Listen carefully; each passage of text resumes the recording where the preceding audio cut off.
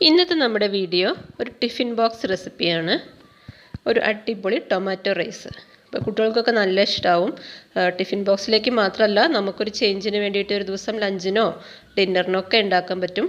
പക്ഷേ ടിഫിൻ ബോക്സിലേക്കാണ് അതുകൊണ്ട് കുറച്ചും കൂടി എളുപ്പമെന്ന് മാത്രം. അപ്പോൾ അത് എങ്ങനെയാണെന്നാണ് നമ്മൾ ഇന്ന് നോക്കാൻ പോകുന്നത്. നമ്മുടെ വീട്ടിൽ എപ്പോഴും ഉള്ള ഇൻഗ്രീഡിയൻസ് വെച്ചിട്ട് തന്നെ ഈസി ആയിട്ട് ഉണ്ടാക്കിയെടുക്കാവുന്ന ഒരു സംഭവമാണിത്. അപ്പോൾ നമുക്ക് റെസിപ്പി എങ്ങനെ നോക്കാം. ഇതിന് വേണ്ടിയിട്ട് ഞാനൊരു പാൻ അടുപ്പത്ത് വെച്ചിട്ടുണ്ട്. അതിലേക്ക് 1 ടേബിൾ സ്പൂൺ നെയ്യ് ഒഴിച്ചു കൊടുത്തു. അതുപോലെ ഒരു 1/2 ടീസ്പൂൺ വെളിച്ചെണ്ണ ഒഴിച്ചു കൊടുത്തു. ഇതിലേക്ക് ഒരു 1/4 ടീസ്പൂൺ പരിപ്പ്, അതുപോലെ 1/4 ടീസ്പൂൺ ഉഴുന്ന്, 1/4 ടീസ്പൂൺ കടുക്, ഇത്രയും ഇട്ട് കൊടുക്കുക. ലോ ഫ്ലെയിമിലാക്കി വെക്കണം, ഇല്ലെങ്കിൽ എല്ലാം കൂടി പെട്ടെന്ന് അങ്ങ് കരിഞ്ഞു പോവും. ഇനി നമ്മളിതിലേക്ക് ഒരു 1/4 ടീസ്പൂൺ ചെറിയ ജീരകമാണ് ഇട്ട് കൊടുക്കുന്നത്. ജീരകം കൂടി ഒന്ന് മൂത്തിട്ട് വരട്ടെ. അതിലേക്ക് ഇഞ്ചി ചെറിയ കഷ്ണങ്ങളായിട്ട് ചോപ്പ് ചെയ്തത് ഇട്ട് കൊടുക്കുക. അതുപോലെ വെളുത്തുള്ളി ചെറിയ കഷ്ണങ്ങളായിട്ട് ചോപ്പ് ചെയ്തത് ഇട്ട് കൊടുക്കുക. രണ്ടും വളരെ കുറച്ച് മതി, തീരെ കുഞ്ഞായിട്ട് ചോപ്പ് ചെയ്യുക. എന്നിട്ട് അതിൻ്റെ ആ ഒരു റോ ടേസ്റ്റൊക്കെ മാറി ഒരു മൂത്ത സ്മെല്ല് വരുമ്പോൾ നമ്മൾ ഒരു സവാളയുടെ പകുതി ചോപ്പ് ചെയ്ത് ഇട്ട് കൊടുക്കുന്നുണ്ട്. ഒരു സവാളയുടെ പകുതി എന്ന് പറയുമ്പോൾ തീരെ ചെറിയ സവാളയാണ്, ഒരുപാട് വേണ്ട നമുക്ക്. എന്നിട്ട് അത് നന്നായിട്ടൊന്ന് വഴറ്റിയെടുക്കുക. അതിലേക്ക് കറിവേപ്പില ഇട്ട് കൊടുക്കുന്നുണ്ട്. ഇനിയിപ്പോൾ നമ്മുടെ കയ്യിൽ മല്ലിച്ചപ്പ് ഉണ്ടെങ്കിൽ അതും ഇട്ട് കൊടുക്കുക. മല്ലിച്ചപ്പൊക്കെ ഇട്ട് കഴിഞ്ഞാൽ നല്ല ടേസ്റ്റും നല്ല സ്മെല്ലൊക്കെ കിട്ടും, അതുണ്ടെങ്കിൽ ഇട്ട് കൊടുക്കുക. പിന്നെ ഇതിലേക്ക് ക്യാരറ്റ് അരിഞ്ഞതാണ് ഞാൻ ഇട്ട് കൊടുക്കുന്നത്. അപ്പോൾ ക്യാരറ്റിന് പകരം നിങ്ങൾക്ക് ഇപ്പോൾ കഴിക്കുന്ന ആൾക്കാർക്ക് ഇഷ്ടം എന്താണെന്ന് വെച്ചാൽ അത് ഇട്ട് കൊടുക്കുക. പൊട്ടാറ്റോ ഇഷ്ടമുള്ളവർക്ക് അതിടാം, ബീൻസ് വേണമെങ്കിൽ അതിടാം. അതുപോലെ ഗ്രീൻ പീസ് ഫ്രോസണൊക്കെ കിട്ടുമെങ്കിൽ നല്ല എളുപ്പമാണ്. അപ്പോൾ ഒന്ന് അടച്ച് വെച്ചിട്ട് ജസ്റ്റ് ഒന്ന് വേവിക്കുക, കാരണം ഈ വെജിറ്റബിൾസ് ഒന്ന് വേവാൻ വേണ്ടിയിട്ടാണ്.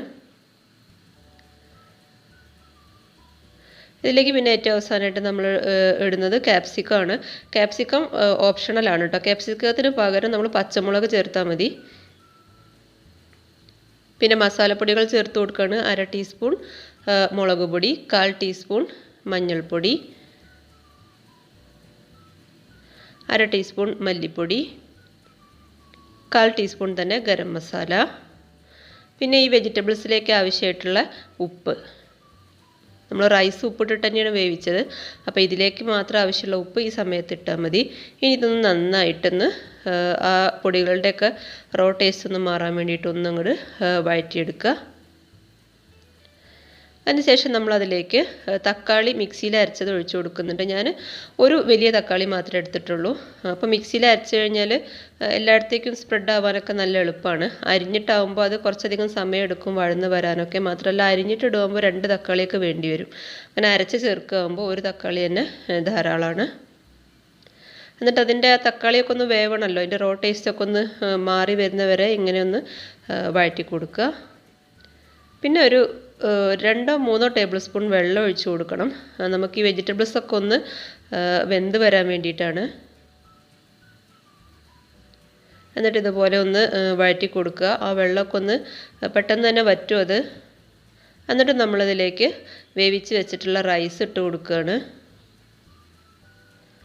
ഏത് റൈസായാലും കുഴപ്പമില്ല, നമ്മൾ സാധാരണ വീട്ടിൽ ഉച്ചയ്ക്ക് കഴിക്കാൻ വേണ്ടി ഉണ്ടാക്കുന്ന ചോറായാലും കുഴപ്പമില്ല, അല്ലെങ്കിൽ ബിരിയാണി അരിയായാലും കുഴപ്പമില്ല, ബസ്മതി അരിയായാലും കുഴപ്പമില്ല, ഏതായാലും ഉപ്പിട്ട് വേവിച്ച് വെച്ചിട്ടുള്ളതാണ്. ഇതിപ്പോൾ ബസ്മതി അരിയാണ്, അപ്പം നമ്മൾ ചോറിലേക്ക് മാത്രമായിട്ടുള്ള ഉപ്പിട്ടിട്ട് വേവിച്ച് എടുത്തിട്ടുള്ളതാണിത്. വേറെ ഒരു ഇൻഗ്രീഡിയൻസും ചേർക്കേണ്ട ആവശ്യമില്ല. നമ്മൾ മസാലയിൽ ഉപ്പിട്ടപ്പോൾ അതിലേക്കുള്ള ഉപ്പ് മാത്രമേ ഇട്ടിട്ടുള്ളൂ. റൈസിലേക്കുള്ള ഉപ്പ് നമ്മൾ ആദ്യം റൈസ് വേവിക്കുമ്പോഴാണ് ഇടുക. നന്നായിട്ട് ഇളക്കി ഒന്ന് മിക്സ് ചെയ്തതിന് ശേഷം ഇതുപോലെ ഒന്ന് കുടഞ്ഞാൽ മതി. അപ്പോൾ പെട്ടെന്ന് തന്നെ എല്ലായിടത്തും എത്തും. മാത്രമല്ല ചോറങ്ങ് ഉടഞ്ഞു പോകുന്നുള്ള പേടിയില്ല.